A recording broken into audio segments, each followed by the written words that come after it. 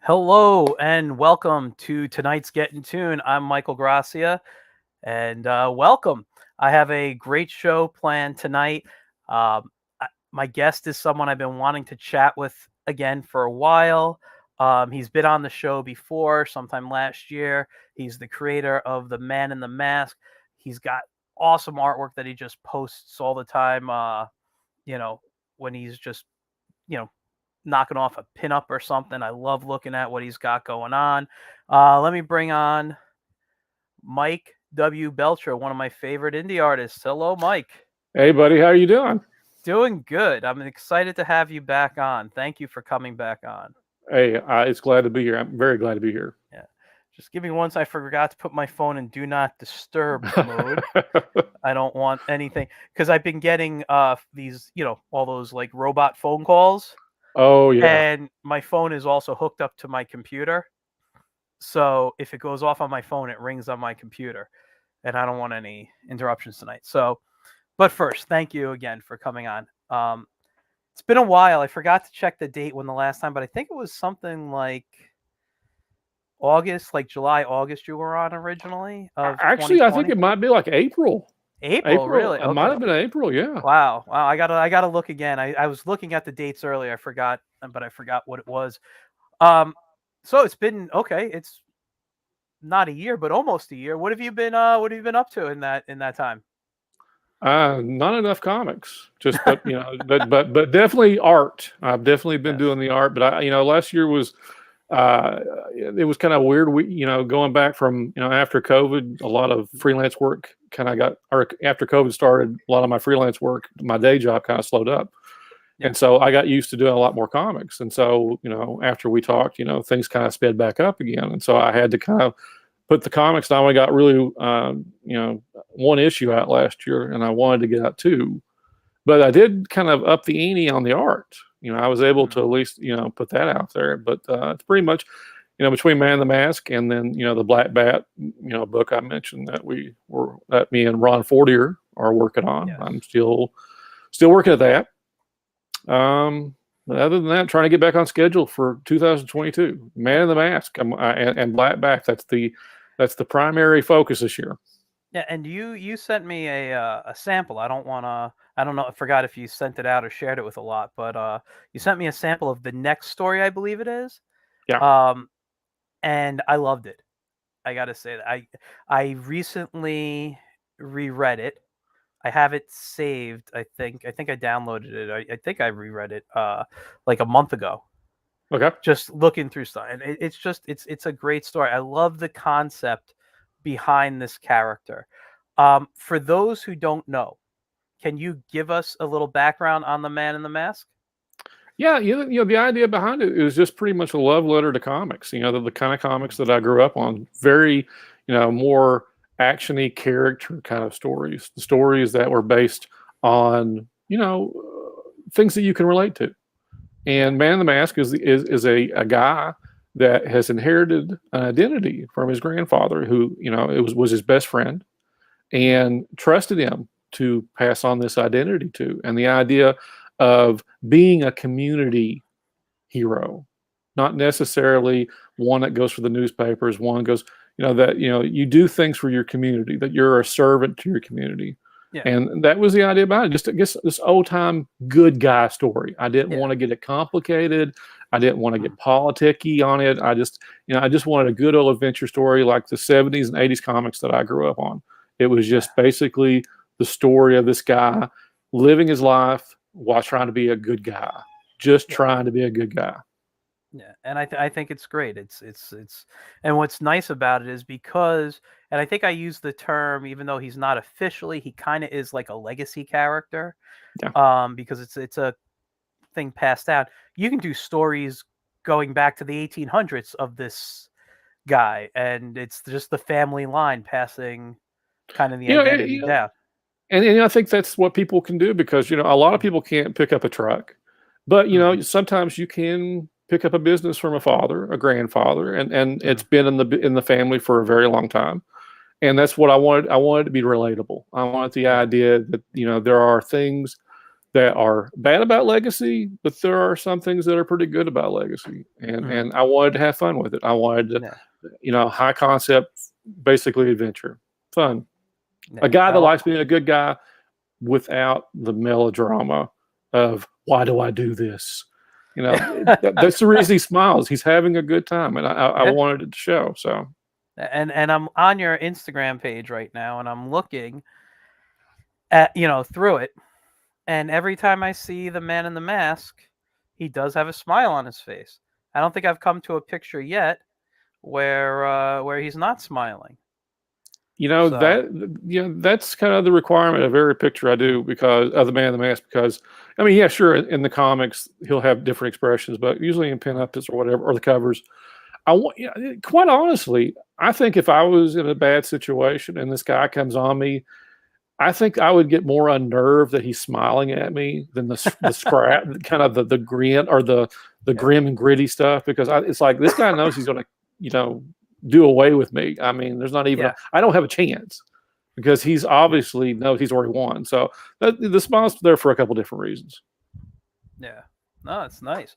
Now, one of the things that I said when I asked you to come on that I wanted to chat about were influences. Who were some of your influences? And we're going to look at your art and see if they appear in there. But you were a big fan of the '70s and '80s comics. Um, who were some of your comic influences that got you into drawing, or that you tried to emulate, or maybe still try, or have, or appears in your work? Well, I'll go for the big ones first, Mhm. and then the other ones that don't necessarily appear in my artwork. Mhm. Probably John Byrne, Frank Okay. Miller, Mhm. most definitely Matt Wagner. A lot of I don't know if I necessarily take the aesthetic of Matt, but maybe some of his Mhm. storytelling. Yeah. Um, but other artists like Jim Aparo, you probably don't. I Mhm. don't really see it in my stuff, but looking at Mhm. his stuff, it really did make me want to draw. I thought he Yeah. was, everybody was always talking about Neil Adams being the Batman artist, but Aparo, to me, was the Batman artist. Yeah. I can see that. But but other influences might Parabeck. I just Mhm. absolutely that late '80s period of Parabeck doing, especially that Justice Society book Mhm. about '89, '90. Uh, I just fell in love with his style, and he's not necessarily someone I'll always say that I'm influenced by, but people Mhm. always tell me it's in my art, and Mhm. and I think it's a compliment because it's very um, it maybe it is intentional. I don't know, but it's kind of under because I always think of the other guys first. But Paraback, I'm a huge fan of him. We lost him way too early. Yeah. We Yeah. but those are the styles, and then I have probably half a dozen other guys that that are just you pick up a book and it kind of gleans at you, Yeah. you just kind of pick up little quirks and little edges with certain gestures and before you know it, you've been influenced by I'm influenced by everybody when it comes right Yeah. down to it, but those are probably the main ones. Yeah. Yeah. I always say everywhere I look, I'm highly influenced Yeah. by whatever I see. And we were saying this off the air. I'll just tell you quickly because I'm going to show some of my art tonight too, and I don't know if it's visible in it. Mostly because I do a lot of kid-friendly, cartoony stuff. But when I look at like my comic influences, I said Alex Toth is like one of my go-to guys. I always loved, and my first introduction to Toth was when he was his characters, which I didn't know were the Hanna-Barbera superheroes, Space Ghost and Birdman, all those guys. But I love that simplicity. And then when I discovered him as a comic artist and I saw that simplicity, I was like, this is just genius to me. And then when I look at some of my favorite artists, um, like Steve Rude, Darwin Cook, Tim Sale, they all have that Alex Toth aesthetic to their work. Yeah. And I mean, I love others. I mean, Jerry Ordway is one of my all-time favorite Oh, comic artists. I love Ordway's work. Um, and but I don't see a lot of Ordway in what I do, right. you know. Um, and for a while, I imitated Toth like crazy. Like back in the late '90s, early 2000s, everything I did was Toth. And then it was like who was Gil Kane Yep. for a Oh, while. oh yeah, You know, Kane's I great. love Yeah, Gil's yeah, work. You know, and though I love like people like Kirby, you know, all the big names, Kirby, Ditko, you know, you want to name them. I don't see anything of Kirby or Ditko in my work yeah. ever. I never see anything. It's just like you were saying, people that you don't see them, but I love that stuff. I want to show some of your work. Let me. Oh, wrong monitor. Sorry. Too many things going on here at once. And I want to see. I just want people to see your stuff. For those who aren't familiar with this is Mike's Instagram page. So if you go to Mike W_Belcher, you can follow him here. And this is your most recent piece, right? Posted when Yesterday. Yesterday. It was kind of a quickie little digital sketch because I hadn't been able to sit down for a while. But you know, when you work digital, are you like Procreate, Photoshop? What do you use? Clip Studio. Clip Studio, yeah. I am a Clip Studio guy from start to finish. I color it. Everything's on it. Okay. Yeah, I draw between Clip Studio and Photoshop. Just depends on my mood. But I love this stuff here. Let's go on. So this is the Man in the Mask for you guys who are unfamiliar. Yeah. Who's this character? That's his lifelong best friend / girlfriend. Her name is Dynamo, and I wanted a character that could be kind of in the background that was a good sports system. But great stuff here. Now is this one of the, was this for fun or was this one of the All-Star Squadron pieces you did? Actually, it's neither one. I did a little commission drive in November and December where I took commissions, and this is actually a commission from a guy that on Twitter wanted me to do the 1950 Starman. Yeah. And so I was really excited because it's like I told a friend of mine, I probably would have never drawn this guy on my own, but once I did it, I loved it. So yeah, that was a commission. That's great. That is great here. And same, it was another commission. Another commission. Wonder Woman. No, different guy. Okay, different person, but Wonder Woman person. And Dr. Psycho. Yeah.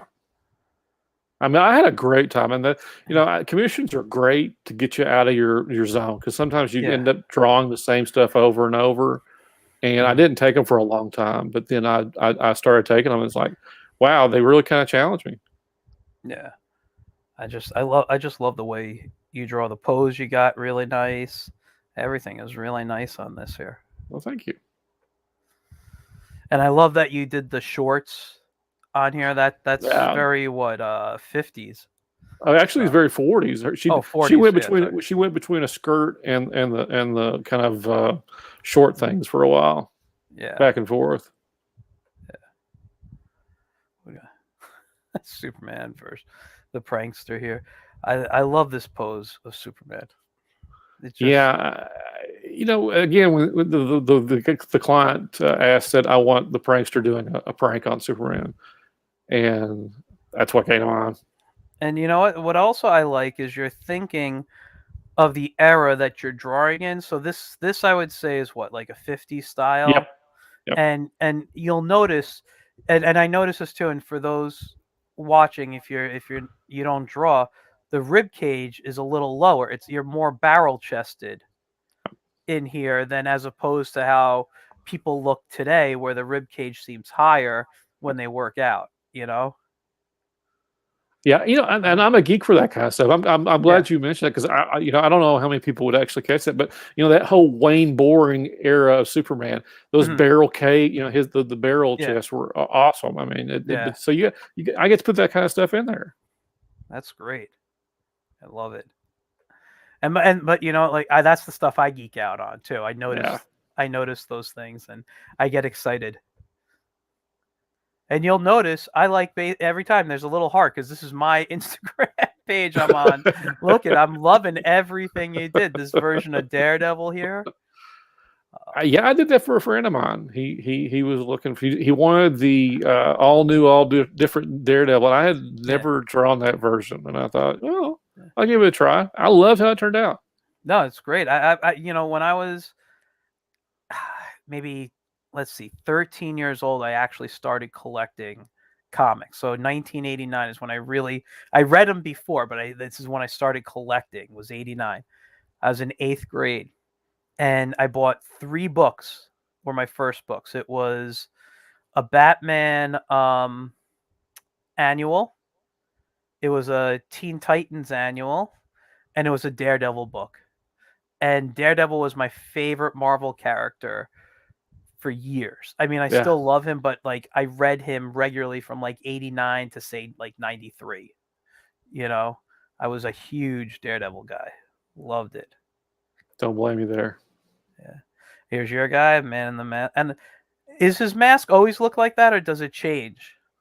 It's just a matter of how I'm drawing that day. It Okay. always. I've got a strict pattern for it, but yeah, I'll fudge it when I'm. That was just a quickie little thing I wanted to make my Facebook picture, my profile picture, different for the Yeah. Christmas for the holiday. Yeah. And here we go. We got some Stargirl here and Stripesy and Star Spangled Kid. I'm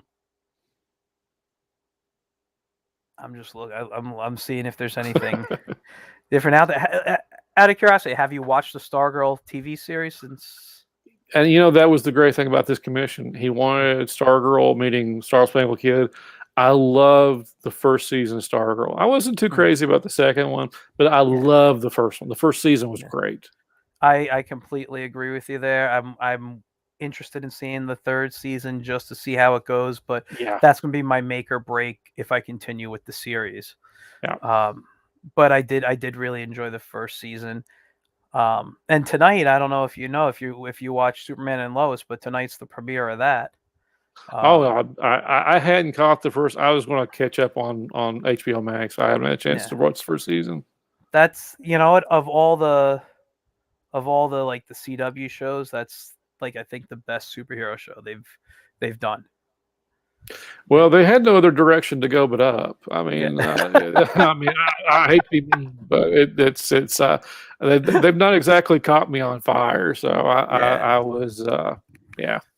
I mean, the first few seasons of Arrow I thought were good, but after like I don't know, season 4, maybe season 5, everything was kind of like done. You kind of just watch Yeah, it because it's routine now to watch the shows, and there was nothing new on you wanted to try. So yeah, I'd agree with that. Yeah, yeah, but let's see what else. Ooh, Grendel. yeah, that was a black and white commission. Mhm. The guy wanted actually Grendel, and he said, just pick it. Pick which Grendel you wanted to do, and I wanted to do something very contrasting. Since it was, since he was not letting me do color, he wanted a black and white one. So Yeah, I allowed me to do something very contrasty. So I think that turned out great too. yeah, definitely. I was a Grendel fan for a while. I haven't gone back and looked at the stuff in years. Excuse me, but it's I'm funny. What? Yeah. Sorry, go ahead. No, I was going to say I was a big Grendel fan too. Yeah. I'm not as much on the modern stuff. I mean, the Grendel Mm. Prime's a little, I'm not as much on, but the Hunter Rose Grendel was, you can't get Yeah. better than that. Yeah. Was it last year? I think it was either 2020 or 2021. I don't remember what year, but I was on this big kick of just not learning, but relearning, I guess, about indie comics from the 80s and 90s. And I found like some great YouTube videos on Grendel. Yeah, And I just like watched them. I watched them a couple of times. They were so good. So good. yeah. 80s indies, you just can't beat indies in the 80s. Yeah. It was the birth of so much. Well, yeah, I mean, the biggest one was Ninja Turtles that everyone then tried to copy. And Which was a copy to begin with. yeah, you got your Lobo here. Nice. Yeah, like I said, the commissions they throw me someplace. I probably would have never drawn Lobo. Not a big Lobo fan, but I had fun with it. Yeah, no, it looks great. And now that you're saying that you work in Clip Studio Paint, I'm just looking to see if there's anything I notice, like brushes and the stuff again that I geek out over. I'm the same way, and I go out of my way to not make it look digital. Mm. It's like I don't put any of the stabilizations. I don't do any of the little things. I want it to kind of look kind of rougher. Yeah, So I tend to do the same thing. I try not to use stabilization unless it's absolutely necessary because I'm yeah, messing up too much. oh, there's that too. Yeah, I agree with Yeah. that. I'm loving this though, man. Great. Yeah, all the Golden Age stuff, other than the All Star October I did in October, really brought out the Golden Age fans. So a lot of people that took out commissions took out those kind of scenes. Yeah. And this was not a commission. This was just me one day wanting to draw Batman and Robin in the classic kind of thing. Yeah. No, it's great. I love your backgrounds. How do you do your backgrounds? Are you drawing them by hand? Are you using reference, like in the sense of building them in 3D or something, or what do you do? No, completely memory of comic book buildings. That's just purely. I don't really. I go in with it and I draw out the boxes, and then I go in and try to make them each different so they don't look the same. That's pretty much it. Backgrounds are the one thing I truly hate doing. You know, it's only because I hate perspective, and I don't know how other artists feel on it. If I can cheat perspective, I'll always cheat perspective. Yeah, necessary evil. Yeah, and you have to know it. When I teach art to kids or adults, perspective is the hardest thing for everybody, and they just never want to do it. And I always have to explain to them how much I hate doing it. But if I didn't know it, my pictures wouldn't look right. You know? It is. It's the truth. Yeah, You have to put scale into them because yeah, you're creating a 2D environment that needs to look lifelike. So perspective has to be in there. yeah. No, definitely, definitely. It's just I think also it comes from my animation background for me, where I'm used to just either doing backgrounds or I'm used to doing characters. Yeah, So when I'm drawing characters, I'm just used to doing that. I have someone else is doing the backgrounds usually for me. So, yeah. but yeah, that's fantastic. I love the cape, the way Robin's cape is going. This is great, and I love that you got Batman smiling. You never see Batman smile. Yeah, again, it goes back to the whole thing. I think I'd be more scared of Batman smiling at me than I would Oh, be him, all kind of scowly at me. I think I'd be much more afraid of that. So this goes back to, you're the the, the cowardly criminal, and here's this guy smiling at you. It's like, okay, I give up. yeah. Wow, just awesome stuff. The Atom, Yep. nice. I'm just looking at the date. So we're in November now. So this is more your commission pieces, correct? Yeah, everything after October, most of the stuff is commission stuff. The all of October is all me just trying to come up with themes. Well, we might skip ahead. Yeah. The Thinker, that's great. I want to kind of oh, this is nice. A JSA piece, which by the way, if you can't tell, Dr. Fate, one of my all-time favorite. Yeah, this was one day I had a little time to draw, and it was not quite. It was a little bit after the October stuff, and I was trying. It was the anniversary of All Star Comics #3, and I thought, well, heck, I just did a whole month of nothing but Golden Age characters. I need to do a piece that does something about the Justice Society. So I did this with all the original members, and there in the corner, there's kind of an in joke. It's not really an in joke, but I did a Johnny Thunder piece. I think it was like the third of October, third or fourth. I can't remember which one it was.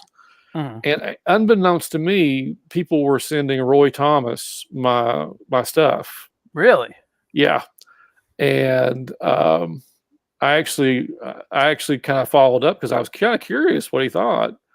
And he got back to me and said, well, I think you got really great stuff, but one fallacy in your Johnny Thunder pieces, a lot of people after 1960 were kind of lazy in the way they colored his tie, and that his tie was actually yellow, but in the 60s, the colorists at DC just started doing it red because Jimmy Olsen's tie was red. Yeah. And so he was calling me out that I should have colored Johnny's tie yellow if I wanted to be authentic for the time, which, I wasn't thinking about too much of this stuff. I mean, I'm a fanboy of the Justice Society, but I can't say that I know certain aspects in certain eras, but I don't think I even noticed the tie. So when I got to Johnny at the bottom, I just thought it would be funny if Thunderbolt was putting a yellow tie on him. It was purely just kind of, although I didn't send it to Roy, so. You should have said, "There, I fixed it."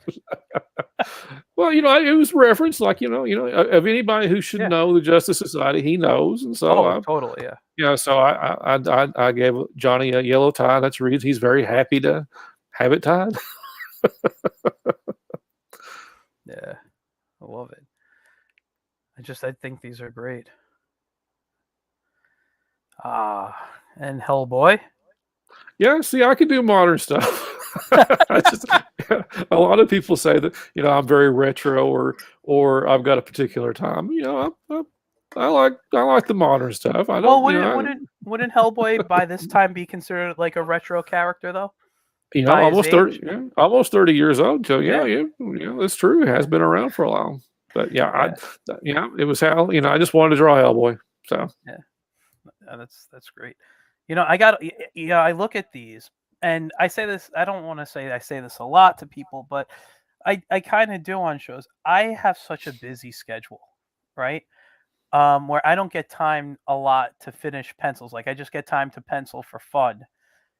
I never get to ink or color. But when I look at your stuff, I just want to finish like my pencils. I want to put out little things. Like I got like Hellboy sketches I've doodled and Batman things and whatever, and they're just all behind me in papers and piles, and it's just like, here's my warm-up stuff. I never do anything with them, but these are just great. I'm the same way. Despite all these posts I do, you ought to see the stack of stuff I never finish. Every now and then when I do want to post something, and it's like, okay, I don't know if I got anything I can pencil, and I start looking around the desk and trying to see what I can find. And luckily, I've got dozens of stuff I started I never finished. Which one's this here? This was Captain a commission. This was a commission for someone on Twitter. She has a book called Captain Orange, and she's got it on Global Comics. I think that's what she's got it on. I'm not familiar with them. Yeah, so she sent me, and she retweets a lot of my stuff. So I wanted, like I said, it was a commission, and I tried to do the best job I could on it. So I enjoyed doing the characters. You know what I like about your work, specifically in the coloring, and I know you said your son does a lot of your coloring, and I don't know if your work would look like this before, if this was your son's take on it, or if this is you just in general. But you don't do a lot of hatching. I see you do a few solids, and then you color it almost like a cell shaded piece. Yeah, it's very simplistic. I like that a lot. It almost has, it's like a comic book meets an animated like cell or something. It's really nice. That's why I love animation too. I was kind of the blend of both worlds. I didn't want to really, that's one thing when I started doing all this years ago. I wanted the coloring to be simple. I wanted to be because you look at all the good animation, and even the comics of newsprint of the 70s and 80s had a very particular look to them that they were able to accomplish so much with such a limited base of color. And so that's where a lot of the stuff comes from. Is I just want to keep it simple. Keep it simple, And that's my philosophy. I think that might be also why I'm attracted to your work, because it's kind of how I work a bit. And I mean, we have different styles, obviously, but like when I look at your stuff, I see fun. Yeah. And that's what I like about it. All I do is I just see fun coming out in here. Man in the Mask. That's on a t-shirt. I started a TeePublic shop with 3 or 4 designs, and that was one of the designs. All right, guys, head over to TeePublic after the show and get your shirts. Absolutely. They turned out good. It did. I like it a lot. Who do we got here? Is this a public domain? Yeah, I had a Hmm. client that he's doing a line of prose, but Hmm. he wanted actual physical designs that he could give his writers, and so he Yeah. gave me a list of public domain characters to just have that he could reproduce and send the PDF and say, hey, this is what the guy looks like, and just form your stories however here's kind of the Bible Mhm. and so I'm still working on. I'm about halfway through. He gave me like 80 or 90 of them, Wow. and so I was able to get in there and I had fun with them. Again, I need to get back to them, but it's interesting looking at the characters that didn't make it.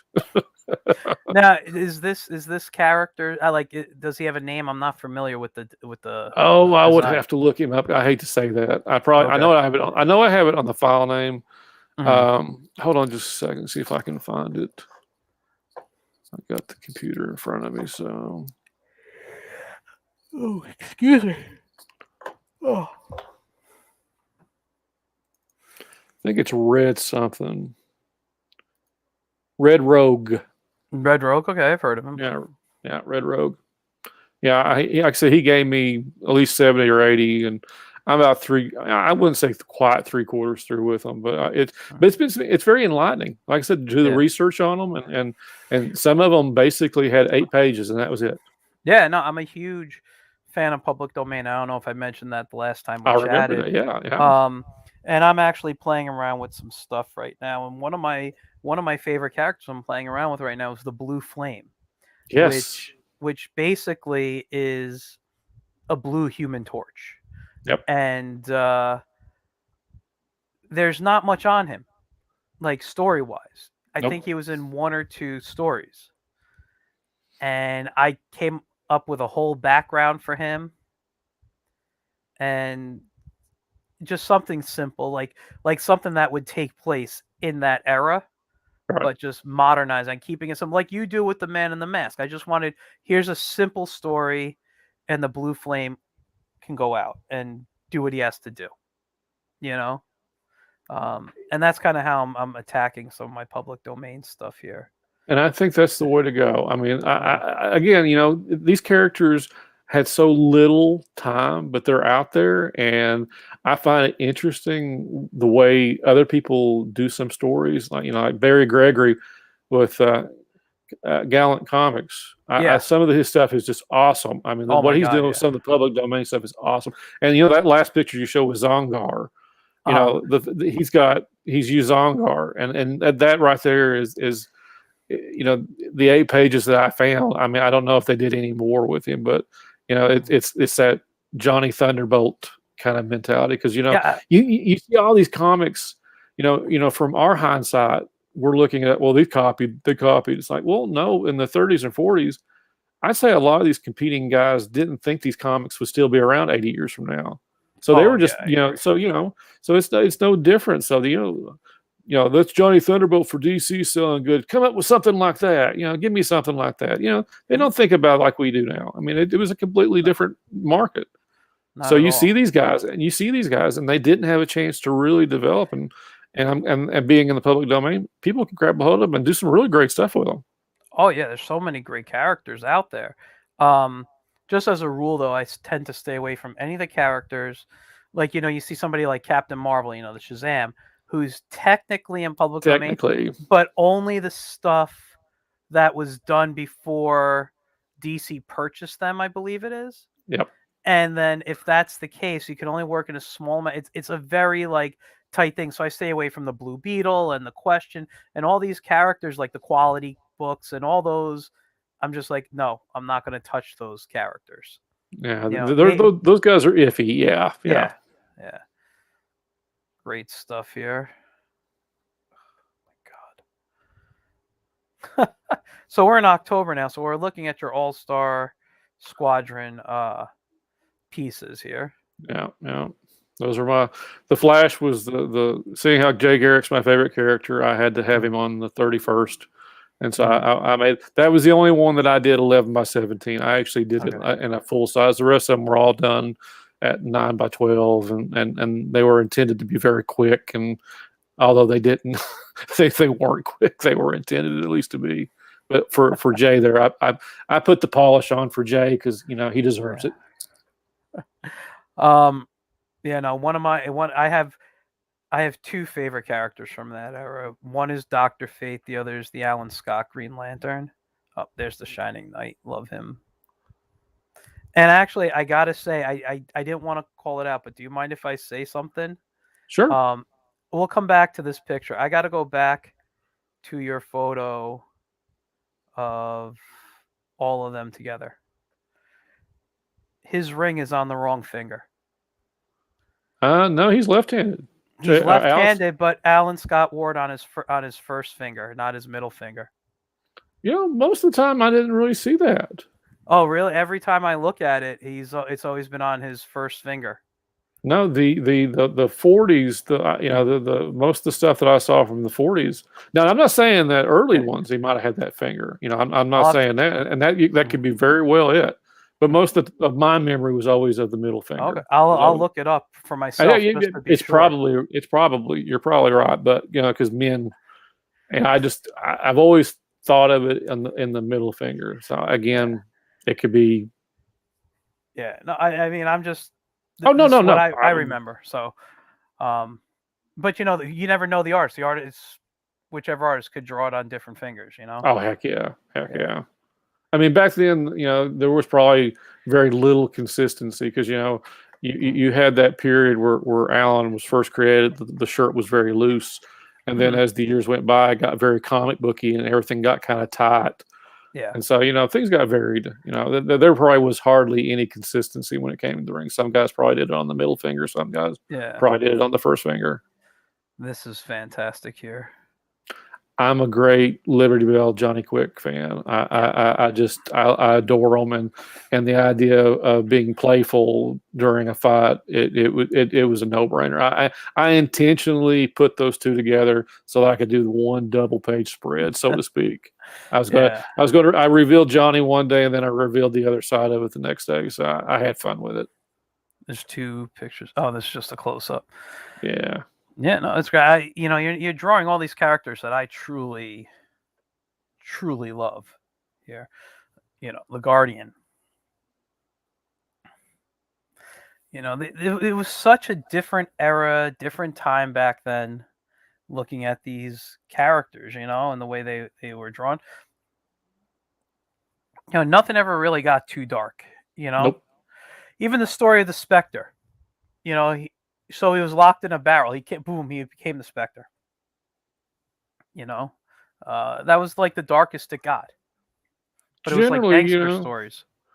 And that was because the guys creating these things knew that they were entertainment. They weren't really, they were meant to be entertaining. And a lot of the things that I think people get wrong with comics today is they take it too serious. That they take every story like it needs to be watched, and sometimes you just want an entertaining story. You just want a good, fun story, and these characters don't have to have layers of pathos that kind of just drag you down. I'm watching this stuff for entertainment. I don't want to be, if I want to see something depressing, I'll turn on TV. I want something entertaining. So, I spent a lot of time teaching, as most of the people who watch know.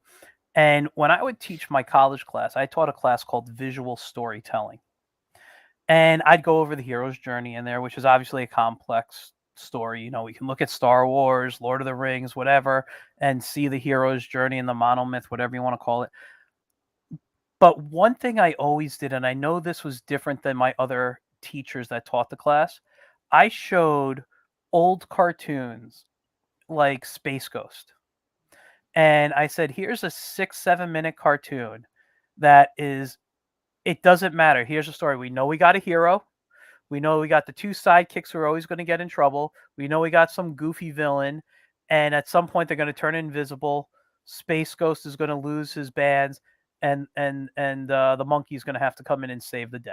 That was the formula of the story. Yeah. It was a simple formula. And you could put any hero, any sidekick into this story and any villain, and it would work.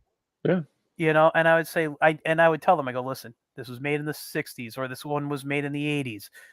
Just, you got to, it's going to be cheesy. But there's a thing to simple storytelling, to just basic good and evil, that I don't, I can just escape. And that's a lot of the I think the problem with people today, and whether it's because of the internet or whatever, but they lack a suspension of disbelief. Yeah. And these type of stories, you just needed to have them, Yeah. you know? And to me, that's some of the problem with comics today. They try to explain too much, you know? We are of complete like minds. I mean, the today's comics, you could be that old man being on your porch if you want to call it that. I don't call it that. I really do think, it's a bunch of guys that just took comics too serious, and they spent all their time trying to explain to their non-comics friends why comics are cool. And then when they became writers, they didn't want any of that silly stuff. They wanted to be serious. They wanted to be guys that took this stuff serious. But the thing about it, it's entertainment. These are guys that fly. I don't want to think about their costumes not being correct. No guy today, if you were doing that right now, you wouldn't wear a costume like that. They're Yeah, flying.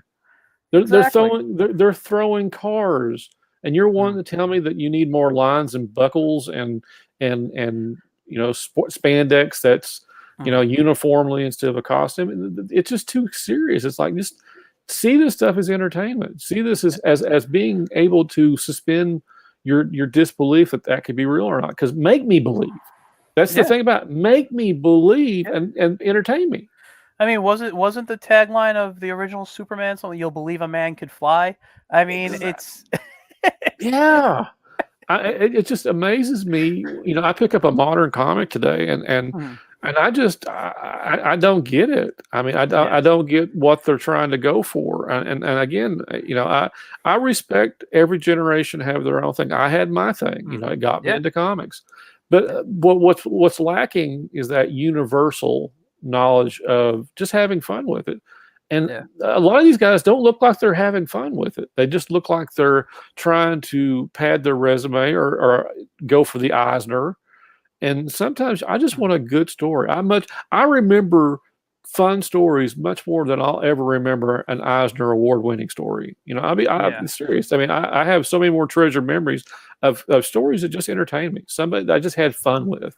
Yeah. I always think about this Flash issue with it had Wally and Jay Garrick, and it was during Christmas, and it was just them going through a snowstorm, trying to make sure everybody was safe during Christmas. That's all it was. There was Yeah. no hot concept. It was two guys, two heroes, having fun time, making sure everybody else was safe during Christmas. That's all it was. But it worked so well and it's so memorable. 30 years later, I can sit here and say that to you. Yeah. A lot of this stuff, I don't see the stuff being memorable because it's so dang depressing. I mean, it's just so serious. Why so serious? Yeah. Again, yeah. So It's off the soapbox. no, it's okay. Listen, I mean, we could sit here probably and discuss this so much further. I mean, and I'll just say this. I'll say two quick things. Number one, because of everything you just said, I basically haven't liked any live action Batman movies, because I feel they go for gadget guy rather than what the essence of the character is really the true detective. Um, and I've always wanted to see more of like a pulp type of Batman story. They could have done it in black and white spot color, kind of like Sin City or something. But give a good detective story. That's what I've always wanted to see with Batman. Yeah. I don't get to see that. And the other thing is, and I know, and I've had many disagreements with people, excuse me, but I don't like when my superheroes curse in movies. I don't like when they kill. Yeah, I agree with that too. Curse and But kill. I agree. I agree. I've had this discussion with so many people. Superheroes are supposed to be people I want to look up to. I want them to be better than me. When I'm off the air here, I'm not gonna lie, I curse quite a bit. I stop myself. No, listen, I have a very bad mouth. I know I do. But when I'm on the air or when I'm teaching and I'm around kids, I shut it down. I could just turn it off. Yep. You know? So I know because I say I curse a lot or whatever. I want to see people on the screen who are better than me, who make me want to be better.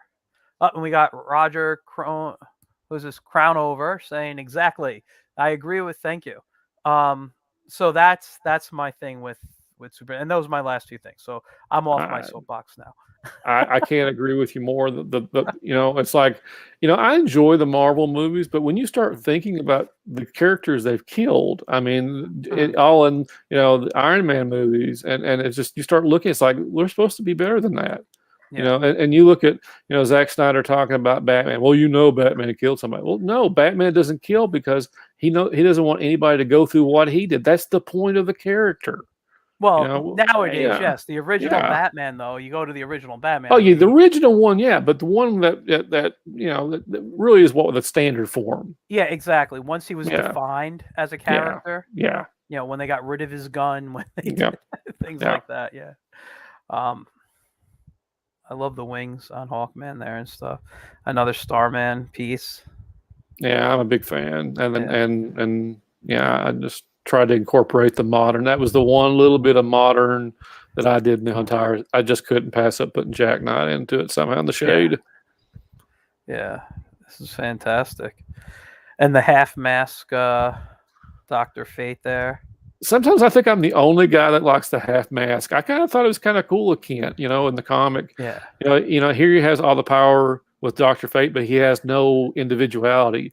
And so Mhm. he willingly got rid of Naboo's helmet. And really all he had was super strength and could fly. But that was enough. And so I thought that was a nice little heroic gesture. He wanted to be, Naboo probably was the better choice, Mhm. but this is him wanting to be. That's why I said I always loved the half helmet. Like I said, I Yeah. feel like I'm the minority, but so I had to get him in there somewhere. You know what I like the full helmet for? Drawing reasons. I don't have to draw expressions. Well, there's that. There's that. There's that. But the half But no, helmet. it does have an interesting look to it. Yeah. You know. If you like, I know you love Dr. Fate. Have you ever been on Twitter to Dan Scotty's? He did a Dr. Fate-tober in 2020. No, you're gonna have to That send me a link to him. you really have to see it. Dan just, I mean, I don't quite think I cribbed the theme off of, but he did 31 days of Dr. Fate. And Oh, every one of them was better than the next one. Like I said, you can go to danscotty.com. I think that's where he's got them stored at. But you Dan can also, Scotty. yeah, I'm just gonna go on to my Twitter right now and I don't know if I'm following him. So yeah.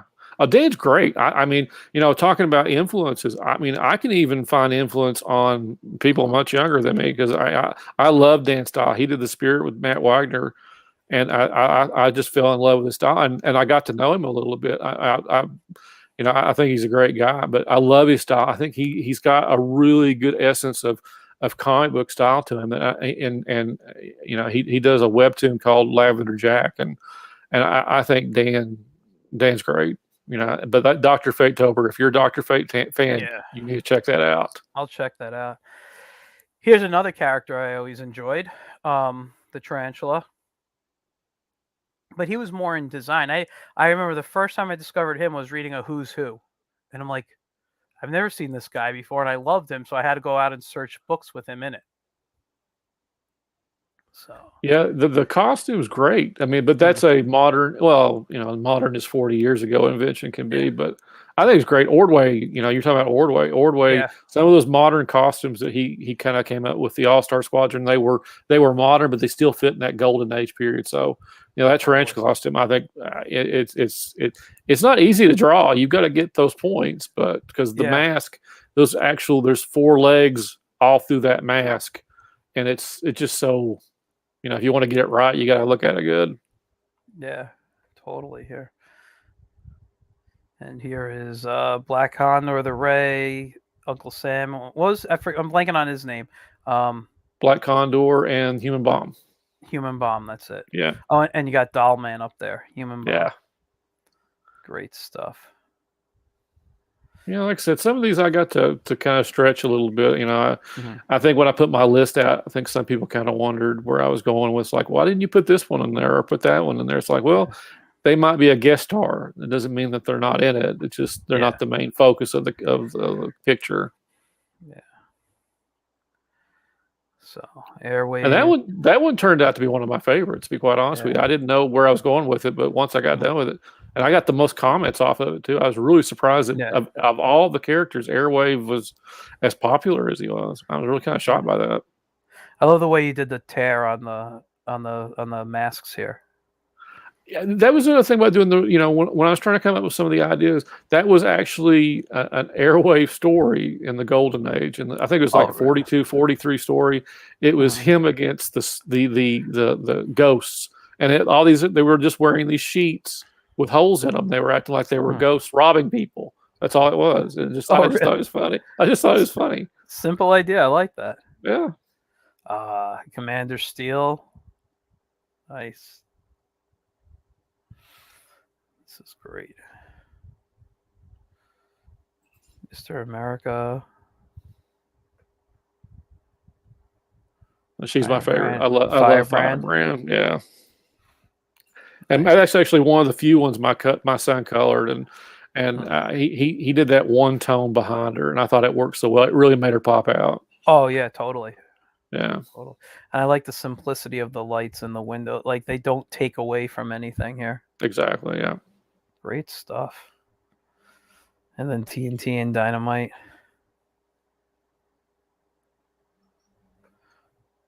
Man. Wildcat. Yeah, and that was my Darwin Cook because some people said that I took the Darwin Cook picture from New Frontier, and actually I redrew it. I mean, I drew it to put it up there in that frame, but it would have been easy for like I said, each of these were supposed to be kind of different. I could have been very easy of Wildcat punching somebody, but I thought, wouldn't it be cool if he's just kind of after a night, just having kind of a quiet reflection? And that, like I said, that was probably one of my favorites too. Yeah, no, this is nice, and I like the old time radio you got here, and record player, really. Record player, yeah, because you got the top part here, there. Even the electrical outlets down there, just simple. Yeah. There's the Green Lantern again. Nice. I love the Golden Age Harlequin. It's and I'm not making any statement here, but it just cracks me up that the direction they've got Alan right now, and they swear things were never cut and dry. It's like, well, for probably 30 years there were massive flirtations on covers of, you could just look about every Green Lantern cover of the 40s and the 50s and the 60s, and Harlequin was quite a bit of that. So yeah. It's nice. And the Man Called Midnight. Yeah, that comic I saw. There was a Secret Origins in the '80s that Roy Thomas did, and this was, Midnight's interesting because Midnight is the Spirit replacement. I don't know if you know that, you might, but Will Eisner went off to war. Yeah. And the publisher was scared to death that something would happen to him and they would lose the spirit. So, I just thought it was funny that this was a character that probably I caught before the spirit that actually got me interested in the spirit. But so I had to make sure he was in there. Yeah. And I did put Eisner on my list of people who, inspire me. Oh, well, yeah. Yeah. But excuse me, I'm sorry. It's more for his inking than anything. Oh yeah. His inks are so gorgeous, and and I say this all the time, he had the most beautiful way of drawing the most ugly, pathetic looking people ever. Yeah. Yeah, I'd have to agree with you about the inking. Eisner's style is once you find it and you see it all, not just the spirit stuff, but just anything he does, I'm with you. I mean, it just the elegance of line, the elegance of how organic it all felt. It's we were talking about influences just in general, but you look, when I got Frank Miller, the great thing about Frank Miller is when you discover Eisner, because then you see Miller's influenced by Eisner. You start seeing some of the Eisner stuff in a lot of Miller's work, And Yeah. that's what makes comics or just, illustration, talking about Toth, you're talking about all the other things that you see in people that took off a Toth and Mhm. you see, the influence that Eisner had on some other big people. And so you see this legacy kind of roll in that, these artists unintentionally pass on a lot of stuff they don't even realize they're passing on because they catch somebody's eye, some kind of way that they do things. And so, yeah, I mean, it's always fun watching the origins of guys that influence you because Yeah. you feel like you're part of a legacy. Yeah. Total. Hourman, another great character. And we go to day one. And who we got up here? The original Batwoman. Well, day one was Iron Man. Oh, This was a friend commission. so if I go back, we'll see Iron Man. No. Hour Man, you'll have Hour Man at day one. Hour Man. Yeah, So Hour Man was day one. that one that we just saw. Yeah, Hour Man, and then Adam. Adam, that was day one and day two. Okay. So I think I'm going back a little too far. Yeah, I think you went too but far. it's okay. We'll take a look at your Marvel look because we've been looking at DC and then love it. Yeah, Nice Avengers. Very, very classic look on them too. That's one of my favorite versions of Iron Man. You know, that costume there. me too. Me too. Yeah. I don't, you know, I know everything looks cool now and it's like has to be like, well, if this is what tech would look like, it's sleeker or whatever. There's just something about that design. Maybe it was me being a kid playing with the Secret Wars action figure of that or whatever, or just the Iron Man I grew up on, but that design for me is that's the way I like to see Iron Man, you know. I'm the same way, and it gets me about Thor. It just Mhm. amazes me how many costumes Thor's had in just the last 15 years because no Yeah. one can do that. That right Yeah. there is, if you ask me, it just seems like everybody's kind of they run away from it, but it's like it's the perfect costume. You just keep trying to change his costume, but it never fits just as well as that one does. So I'm the same way about the Yeah. Iron Man costume. That one Yeah. is just a classic look, and you can do all these fancy looks, but everybody wants to go back to that. It's simple and it's effective. Yeah, man, this is great stuff. I mean, you're right to it, but I don't know what else to say. I love looking at what you do. You know, I appreciate that. Thank you. it's I have a great time with it. it really is a fun. Looking at your work, just scrolling through anything here, I see fun, and that's what draws me to art these days. You know, like this. This is what a Clark and Lois piece. Oh yeah, yeah. Yeah, That was just a day I wanted to draw something. I felt like yeah, drawing Lois and Clark. I mean, nothing more. No, yeah. no reason. And it looks great. It's fun. You know, I like the look. You got that classic um, Clark Kent look going Yeah, back to like the George Reeve. George Reeves. Yeah. Yeah, I love it. I love it, man. Great stuff. I don't even want to show my work after looking at this stuff here. You I know, like your stuff. I do. I mean, thank you. I know. I appreciate it. yeah, I love when you post. I love when you post because that's like, oh, he got to draw. Great. Yeah, well, that's the thing. Like I said, my schedule is always kind of hectic. That like when I draw, I'm usually drawing for kids or something that I'm not drawing for myself, or it's Yeah. wind down time before bed, and maybe I'm watching TV on the couch and I have my drawing pad with me, and then because I'm kind of laying and sketching, my cat decides, oh, you're laying down, it's time to sit on your drawing pad and cuddle with you, and but okay, I'll show a few of my things. Most of my stuff these days are about the show. You can see how I have 3 posts here, uh, just with you right now. This one right here, you guys. If you're not familiar with Sunday Night with Indie Comics Explained, um, it's JD Calderon who does the Oswald Chronicles. It's his podcast. They talk about business and stuff. I was on it this past Sunday. Great show.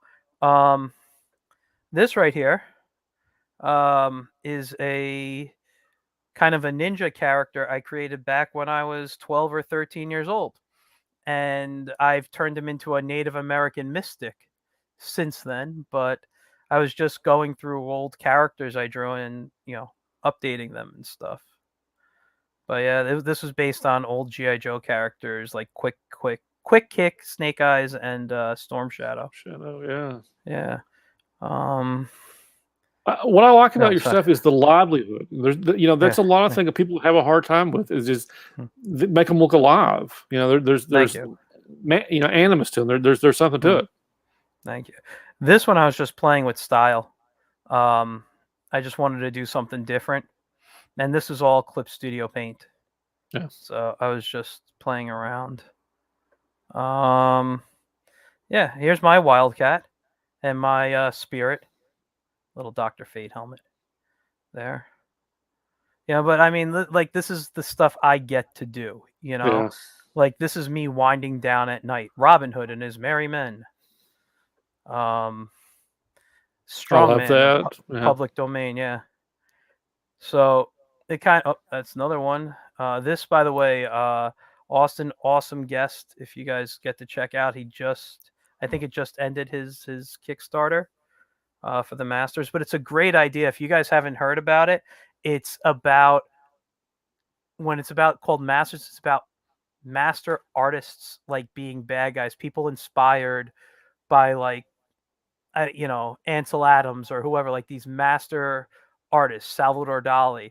So there's he made characters that are inspired by those guys, but they're the bad guys of the story, and they're who the story's about. This is Alan Quartermain. I was just looking a little. How do you say it? Adoman? It's Adam Man or Adam And Man. yeah, I know. I don't know. This was a little Christmas animation I did. Oh, I love that. Thank you. I moved the scarf a little too much, but I'm like, screw it. But Yeah, yeah. It's yours. You can, yeah, yeah. yeah. So more E-Man. This was actually I did a Christmas con, a convention all about Christmas, and one of the guys came up and I wasn't even doing like comic stuff there. This guy said, "You do comics?" I go, "Yeah." He goes, "Can you draw me He-Man and Skeletor?" This was a picture from one of the old He-Man lunch boxes. This was his favorite Oh, okay. piece, and he's like, "Can you kind of do it in your own style?" So I did that. Whoops, where is it? I did another piece from these are things I do at shows. I call them cartoonatures. So I draw people how they would look like as cartoon characters. So this is a married couple. She loves Disney. He loves video games. So and that's the couple right there. And then this was another one. This was a married. I think they're getting married. Either they're married or they're getting married. So he's a cop, and she was, I think, a school teacher. Very nice. And this was a family. Well, the kids all sports and stuff. Oh, this was the married couple. This was one of my favorites, and I got to give credit to my friend Paul Castiglia for the joke because I was having trouble coming up with the joke. She's the teacher. He's a police officer. So, and there I am set up at there. I had my Christmas card. I mean, you can see I had comic stuff going on. Nice setup. Thank you. When if I can get electricity, I tend to bring my monitor, which I'm looking at right now, and I bring a webcam, and I just hook it up to my Surface, and I put it through, and then this way, because I can't. I'm one of those people. I have arthritis, and I have trouble standing for long periods of time, so I don't like to sit at shows. I feel it's rude, but I can't stand for long and talk. Yeah. So I feel if you're sitting down drawing, you're ignoring your customers or potential customers. So what I do is I sit up, and that when I'm drawing, people can watch me draw. It draws in the crowd, and then I tend to sell more that way. Yeah, I typically, that's one of the reasons I don't do sketches at cons, because Yeah. I'd rather just talk to everybody. I feel like if I get wrapped up in stuff, I can't sell or explain Yeah. anything, or just, and I the cons are great for just socializing. So that's the other reason I don't do it. So I feel the same way. And more people. There's a Thor I did here. or This was some cartooning workshops I did. Other guest. I got to meet Eric Goldberg at where was I? The Destination D23. So Okay. this guy, known for animating the genie and so many other things. Classic Disney guy. These are actually old co-workers of mine. They're fantastic. Christian is the writer. James is the artist. I love that So, graphic. oh yeah, James did those, not me. Okay. And this was me just playing around with some characters from, excuse me, my Plunger Pup, universe. So it's he's like my Doctor Strange, this rabbit, and is just one of the villains. I don't think I even named the magician. Or, I'm sorry, were you gonna say something? I was going to say, what got you on the cartooning and the animation? What what was that one cartoon or that one animation that Oh just my you god! looked at? It's like I've got to do this. What was that one thing that it might not be one thing, but that the thing you always think back of is like I want to do this. This is the reason I'm picking up a pencil. It's I've always had a pencil in my hand. I've been drawing since I was 2 years old, or at least mark making since I was Yeah. 2 years old. My parents have always said, as since I can hold a pencil, I never let it go. Yeah. My earliest memories of cartoons is the Magilla Gorilla show in reruns because I wasn't alive when it originally aired. But I always loved like Ricochet Rabbit, Magilla Gorilla, Peter Potamus, all those type of Hanna-Barbera characters as a kid. And I don't know, I grew up with medical issues. I grew up sick. I've always just loved to draw, and I needed that. And I think I needed the escape from, I guess, being sick or whatever it was. I remember being 8 years old when they discovered my medical issue. I've had, and I've said this on the air, so I'm okay saying I've had 2 kidney transplants in my Okay. life, and the first one I had at 18, but they discovered it when I was 8 years old. I was born. I had, when I was born, I stayed in the hospital extra time. I had a staph infection. I had childhood epilepsy. I had a lot of medical stuff Yeah. going on. And when I was 8, I was in the hospital for a week. They did tests.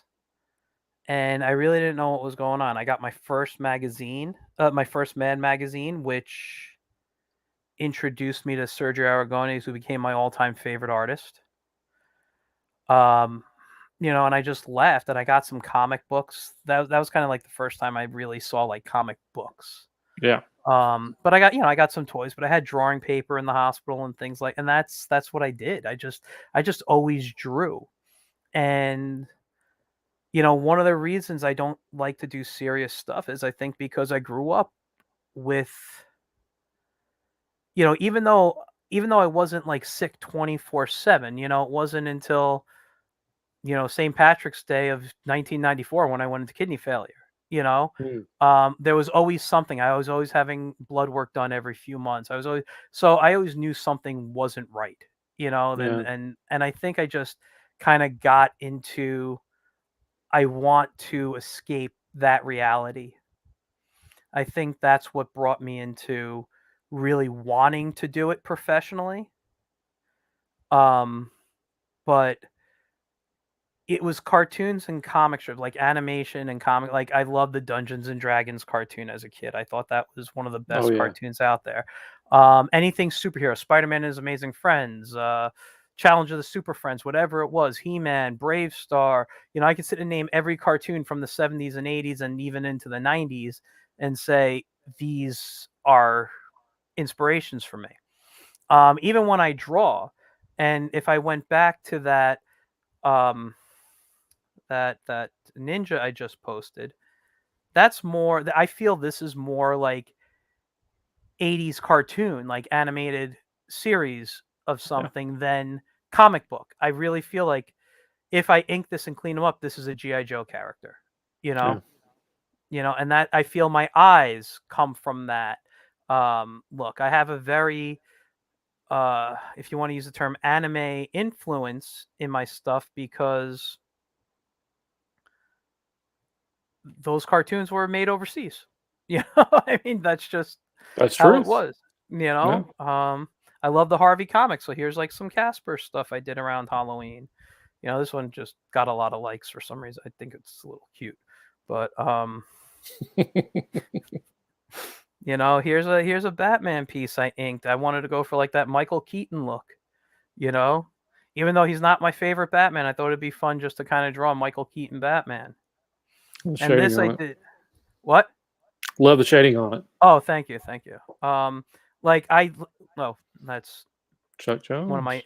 Chuck Jones. But this is how I draw. I kind of sketch, I doodle, I'll put them in poses. Even when I do my comics, I'll do pictures by hand first, and I'll put them in the pose, and then I'll do the backgrounds digitally. I'll do stuff like that after I got the character. Another little Batman, little mouse with cheese. There. This was a throwback to one of my first shows, like trade, no, like flea market type of stuff. So there I was doing some more guests. This was I taught for what was it, ImbionCon. I did a 1-hour tutorial on how to animate in Photoshop. So I did a basic bouncing ball, and then we just added this guy at the end. But that's that, and there's the ad for it. There's one of my other guests. Say this was me just showing kids some how to draw, like anime style stuff, manga. So, and this right here, the class that I taught that as a class, that manga was right before it, and I still have to put it together. But it was a how to draw manga Comic Con class, so I had to teach them how to draw like build props. And this is my Warhammer that I made from that. What I got to do is paper mache it still, Right. but I'll do Cool. that. Thank you. So that was made out of cardboard, so we had to figure out some simple stuff. And this is an old piece. I was a big fan of God, what year was this? Is it on there? It's from the 90s. I was a big fan of the game Pitfall as a kid. That would have been my friend. Yeah, Yeah. Pitfall. Yeah. And when you watch the Pitfall cartoon from the 80s from Saturday Supercade, he kind of had this almost like safari gear on. So the only thing I didn't do was add the hat, but that was supposed to be me remembering Pitfall Harry Yeah. in the 80s. And right here, even though this isn't one of my favorite pictures, this is the Native American mystic that the ninja turned into. Very nice. So the guy with the big hand over there. And then this is from my plunger pup stuff. It just ideas, things that come to me. George on, that's actually Pitfall, my version of Pitfall Harry. This I did. Great tones. Thank you. I did this August 13th. No, I posted August 13th, 2020. This was from an Inktober from many years ago. I don't even remember how many years ago. Oh, 2015, because I did some video games. That's Contra. Yeah, I was going to say up, up, down, down. Yep. Know it well. George was on again. Got a lot of a little Batman. More advertising. By the way, you guys, if you haven't seen my interview with Brian Augustine, that was a great interview. Go back and check that out. I had so much fun chatting with him. I can say I had so much fun chatting with so many people here. This right here is a public domain piece I'm developing. It's more of a comedy piece.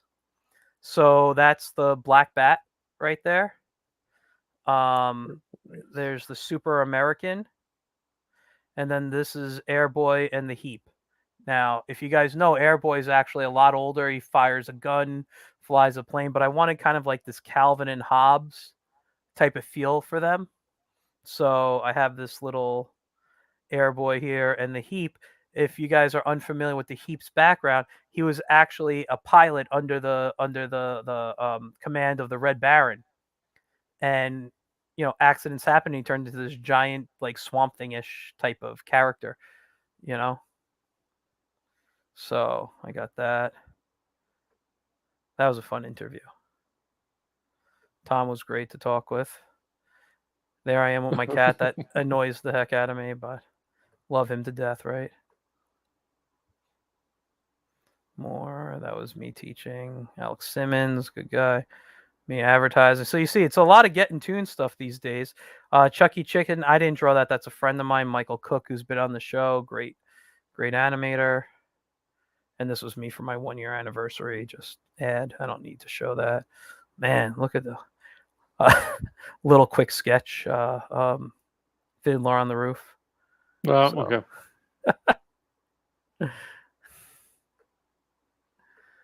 Wow. So little like mermaid, not the Little Mermaid, but a mermaid type of thing.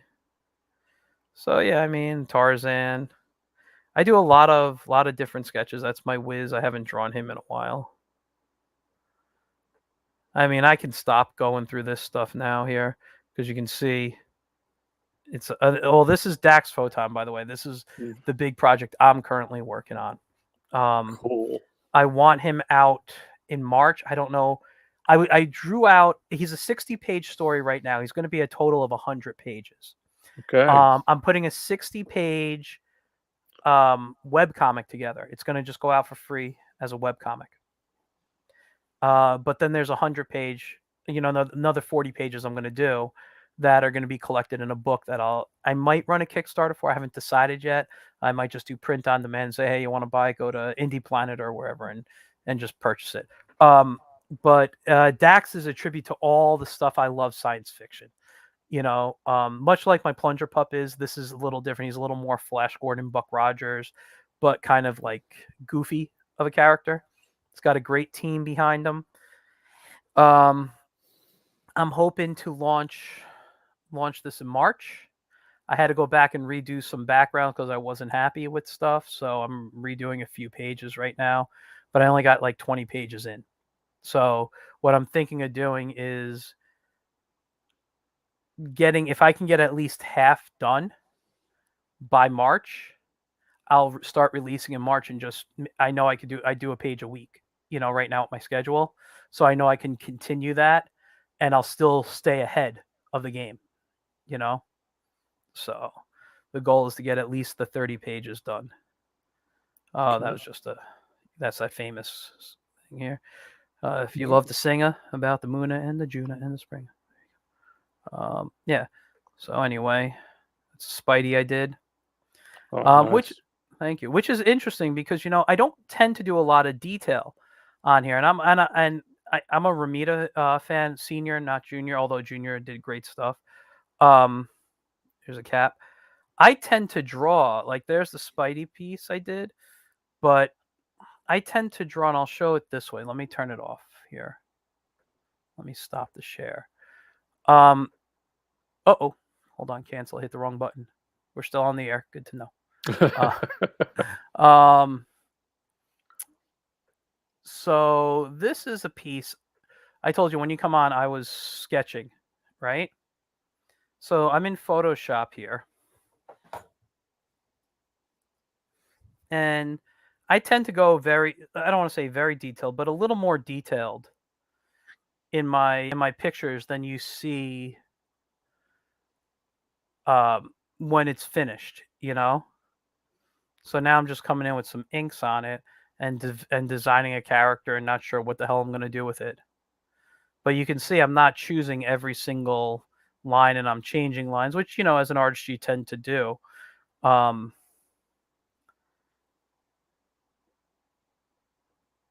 But it's a little simpler, and it's not going to be this crazy, this detailed, even though it looks like I just got a couple of lines. I know like I'm probably not going to add this line in for the muscle, or I might keep this and not have this straight line going completely down here. So I don't know. I got to play around and see. Yeah, I'm the exact same way. I dumb it down when I get down to the inking. Yeah. My pencils are way more complicated than the inking ends up being. And that's another thing I think I get from Toth. Toth used to do a lot of detailed drawings and then just only put the inks down on what he needed and erase the rest. you know? Yeah. So, but yeah, I don't even know, like, should I put a cape on him? Should this be a fantasy guy? Should I put a sword in his hand or something? Who do I turn this into? This was just really for fun, doodling while I was, waiting. you know. So, but yeah, so that's how I tend to work there. And then I would figure out a background afterwards. Usually I figure out the background with the pencils when I'm digital, but Yeah. I was just playing, you know. So this is great. I'm not my stuff great, but your stuff, man, I always hate what I do. I'm seeing the mistakes already that I've made on this Oh picture. gosh, yeah. Who doesn't? I mean, I can't. I mean, not you. I mean, it's like it takes me, forever to look at something and just say, well, that's okay. I'll deal with it. But I'm the same way. I don't think anybody who draws says that looks great. Yeah. Like I'm, I can see I need to raise his head a bit, which is oh yeah, why I love digital. I could just select the head yeah. and Move it nudge it up. up, and like that head'll be fixed, Yeah. you know? But I hate my stuff about halfway through it. I mean, I'm just sitting here. I will completely sit here and like, why am I even bothering?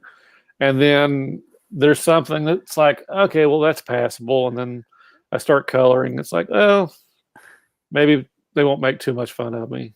yeah. So yeah, it's the passion. It's the way you like Yeah, it. it is. It's, It is. it's just And it's funny because like I'll be sketching and I'll be working with kids, and the kids like, "You're the most amazing artist ever." I'm like, "Thank you very much." And inside, I'm like, "No, I'm not. I'm really not." yeah, Because yeah, even though I know, like today, I taught some kids how to draw Mickey Mouse, but when I break him down, I tend to draw fast, right? yeah, I mean, I don't know how you are, but I feel when we draw, cartooning, it lends itself to speed. We can kind of yeah, get fast. So when I have to sit and break down Mickey's head and say, okay, let's draw a circle and let's put in guidelines, and I'm slowing it doesn't look like Mickey at the end to me. yeah, But then I can sit down and like in 30 seconds draw a Mickey head that looks like Mickey Mouse. yeah, And it just bugs me. It bugs me so much when I yeah, do that. yeah, yeah. Art is the most rewarding, frustrating thing you'll ever do. Yeah. I don't care who you are. I guarantee you, people have days where they can't stand what they do, but then they turn around and put such a good piece out, and it's just like you just kind of like, I suck. There's times I want to look at Yeah. something, I'll never want to touch a pencil again. If I see a Yeah. really good piece, it's like, why do I even bother? Yeah. No, I know it's I tell people all the time, you should see all the other people. Like, just watch my show. You'll Yeah, see people who are better. But and somebody asks me, how do I know I'm good? That's the question I get asked a lot. And I always say, as long as you're happy with it, yeah, you're good. But and that's my answer for little kids. When I'm teaching college and I'm working with kids who want to become people who want to be professional, so when people start paying you, that's when you know you're good. That's my answer to my college students. yeah. That's You know, probably the best way of yeah. describing it. I mean, I'm like, my and my thing is, if you've done it, you're mhm, good, because yeah, there are so many people that will say they want to do this kind of stuff, or mhm, they want to draw something, but they let their intimidation keep them from doing it. If you can yeah, sit there and actually grab a pencil and do what you want to do, you're good. I really do believe yeah, that's the first thing. I believe that doing it and putting it into action is probably what really makes you good. yeah. And I've always said this about cartooning, and it's one of the reasons comics is my favorite medium, because you're limited to your skill with a pencil and your imagination. If you can draw it, you can go there. You can make it. You can bring Yeah, people, invite them into your world. Excuse me. And it doesn't have to be the most beautiful piece of art ever. You yeah, know, it's always said. I mean, this. The old saying is it's 70% story, 30% art. You yeah, know, you look at the comic strips that I want to say newspaper, but who looks at newspapers these days? But like you look at the old newspaper strips, and some of those were kind of crudely drawn, yeah, but they made you laugh. yeah, You know, um, I mean, then there's some beautiful stuff that may have not been as well written or whatever. Those things don't last. When you look at something on the shelf, and and at comic shops, and the art is gorgeous, you buy that first issue and it's terrible, you're not picking up issue 2, Nope. you know? So it's always more important to have a better story than better art, and I've always pushed that. And the like I said, skill with a pencil and your imagination, just practice. You'll get good enough to tell the story you want to tell, and you will find your audience. Oh, absolutely. That's And drawing is the most less technical thing out there, despite mhm, digital and tablets, and you mhm. really can. It comes down to a pencil and a piece of paper. Yeah, You can create a world, out of nothing, and it really doesn't cost you a thing to do it. yeah, It's right there in front of you. yeah. Yeah. I know, it's amazing. Um, I'm just looking at the time. I think maybe we should wrap up, only because I have an early day of work tomorrow. I Otherwise, understand that. I'm sure you and I can sit and chat for a while about this stuff. I'd love to look at more of your work and just show it off. We didn't get to talk about the Black Bat though, so can you just tell some people a little bit about the Black Bat, what you're doing with it? Yeah. Me and writer Ron Fortier are doing this Black Bat graphic novel, which the Black Bat was a character in the 30s that was more in the pulp novels. It was one of those kind of pulpy characters, along with the Spider and Doc Savage and the Shadow that really had a really long run. And there's a lot of comic tropes in it that got picked up. A lot of the things you see in Batman were actually, they came kind of at the same time, and DC and the Black Bats publisher had to do a lot of kind of gentleman's agreement. Let's just put it that way. Anyway, the Black Bat's in public domain, and a lot of people have done spins on it, and Ron's done a lot of spins on it. Mhm. And he had done a book last year with the Black Bat, and I praised him on it because, like I said, we've become quite good friends. That's great. And I said, well, why don't you write me a story and I'll draw it. I would really, we were looking for something else we could collaborate on. Mhm. And he came up with, Ron, is got so many great stories, but probably most people know him from the Green Hornet from the early 90s. And Mhm. he did such a great job. I mean, it just, and so he's kind of doing that magic with the Black Bat. There's some stories that people have never approached the Black Bat with, and he's kind of doing that. And he came up with this great graphic novel. And when he handed me the script, I it's like, okay. And it's had some delays that I unintended with, but Mhm. it's a nice 1930-ish period pulpy comic graphic novel that I'm drawing and inking, and my son's coloring it. And we're definitely trying to make Ron proud, because he definitely, the story's great. He did a great job on it, and I can't wait for the world to see it. I look And forward to seeing it. Are you gonna yeah, run it as a Kickstarter or? probably not. That's something both me and Ron talked about. And we're just, probably just going to put it on Amazon or Indie Planet and let just be on print on demand, and let, hopefully people can support us. We're doing it as a passion thing. And like I say, that's kind of the reason it's been delayed on my end, where I can Mhm. fit it in where I can. Yeah. But it really is, because again, I was a big fan of Ron's, and again, we've become friends, and I've done a couple stories with him, and Mhm. this is our biggest story yet. And I definitely, I think it's going to get some attention, and I'm trying to do it proud. So that's the Great. other thing. I really want to do it proud. Well, I will say this. I hope you can come on before again, but when that book is ready for sale, I'd love both of you to come on here and Absolutely. discuss it, and just chat about it. It sounds like, number one, you know me, I'm a public domain fan. Number two, just love all that old timey pulpy stuff too. So, I look forward to reading. You got a sale out of me Cool. already, and I haven't it's not even out yet, but I know where my money's going. Appreciate so that. so yeah, I just thanks for coming on, man. I love chatting with you. Inspiring looking at your work, I you know. appreciate that. Thank you for having me on. I mean, Oh, I enjoyed myself last year, and it's good talking to you yeah. again. Yeah, well, we will make it not a year again, or 10 Yeah, months or whatever it's been. So, but yeah, definitely keep posting stuff, man. I love seeing your work, and I'm gonna drop you backstage. But thanks again. Yeah, I had a lot of fun talking tonight, and yeah, we'll talk definitely soon. Hey, thank All you. right, I appreciate that. all right, cool. All right.